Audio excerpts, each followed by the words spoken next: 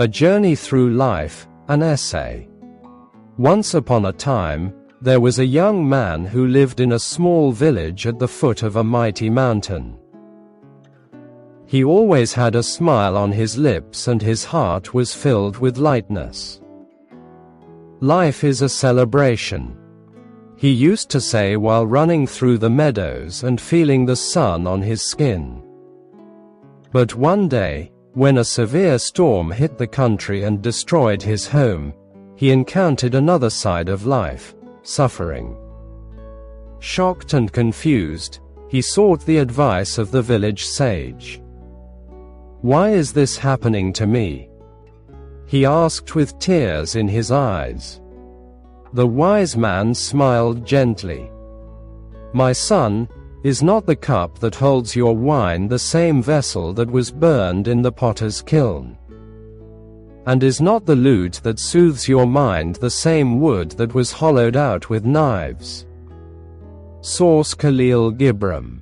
The young man did not understand at first. But as he let his gaze wander over the valley, he realized the mightiest trees had survived the strongest winds. The clearest streams arose from dark depths. Just as fire purifies gold, so suffering shapes the soul. Joy and sorrow are siblings, inextricably entwined in the dance of life. Without one, the other could not be known.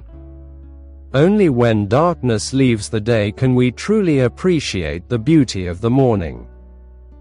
But does it always have to be suffering that teaches us? Can't insight also bring change? The young man resolved not to wait for pain, but to consciously practice gratitude for the small miracles that happen every day. The years passed and he learned, those who fear suffering flee from the school of life. Those who usurp joy and deny suffering remain incomplete. Only when they surrender to what comes, with courage, with trust, with love, will they truly grow. Just like a bird that only realizes how strong its wings have become after the storm. The law of life.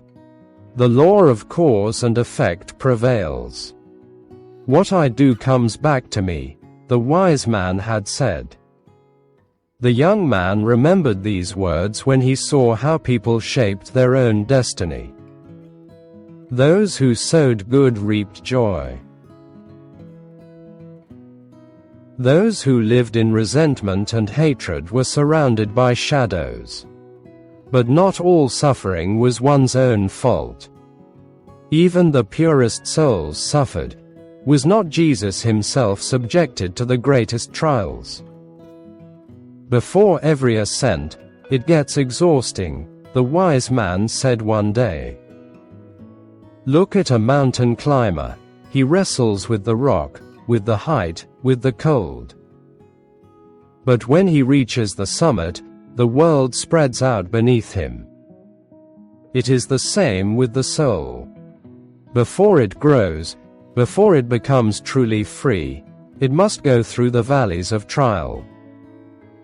But when it understands that it is not alone, that it is guided in every trial, then suffering will no longer seem like a punishment, but like a preparation.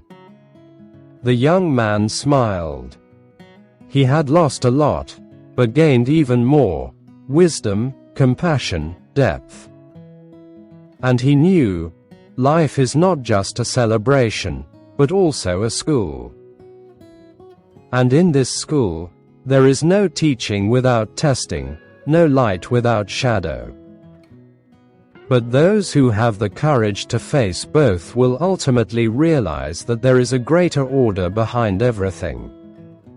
An order that is not punishment, but love.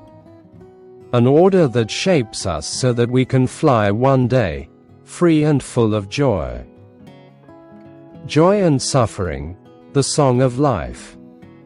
An old sage sat on the edge of a river, gazing at the water as it flowed ceaselessly by, sometimes calm and clear, sometimes agitated and dark.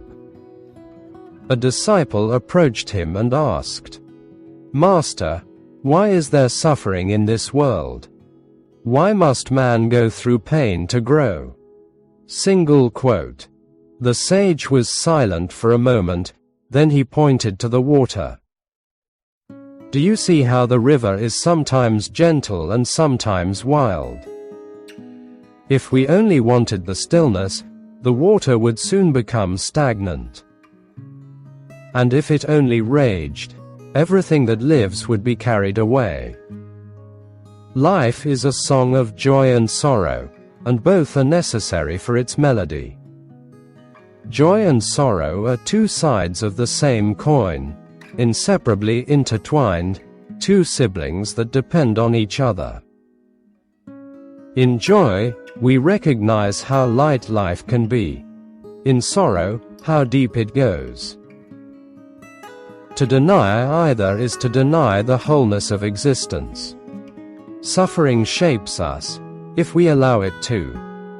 It can harden us or open us up. Some break under it, others grow beyond it. The pain of darkness makes the light visible, the cold nights teach us to appreciate warmth. But is suffering necessary? Do we have to go through fire to understand? Perhaps not always. Some learn through insight before life forces them. But if we don't perceive the lessons, fate comes like a patient teacher, first gently, then forcefully. Those who develop consciously need less pain. Those who close themselves off are shaken awake by it. The law of cause and effect. Everything we do is like a stone falling into water, the ripples spread out. Sometimes a wave from the past reaches us, an echo of our own actions. But not all suffering is self-inflicted. The righteous also suffer, like Jesus, like many wise souls before us. Life is not a punishment, but a school, said the wise man. And in every trial there is a hidden gift. Suffering can be a teacher that teaches us humility, deepens compassion, sharpens our vision. It reminds us that nothing can be taken for granted, not the love of a friend nor the warmth of the sun on our skin. Perhaps the secret is not to fear suffering, but to give it meaning. The transformation of suffering. A farmer once found a cocoon and saw a butterfly struggling inside it. He wanted to help and opened the shell with his hands. But the butterfly remained weak. Its wings did not develop because it lacked struggle. It is the same with us. No strength without resistance. No awakening without darkness. Suffering, when embraced, can lift us beyond ourselves. And yet, it must not become an end in itself. Those who lose themselves in their pain forget the light. The true art is to embrace both, the storms and the sunrises, the loss and the hope. Perhaps we should see suffering not as an enemy, but as a teacher. It does not want to destroy us, but to shape us, just as fire hardens iron. Because life is not an endless holiday, but a journey. And at the end, when we look back, we will see, it was not only joy that made us grow, but also suffering, which revealed the true beauty of life to us.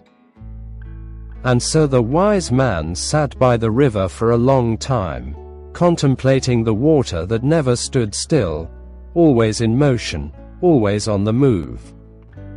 And the disciple understood.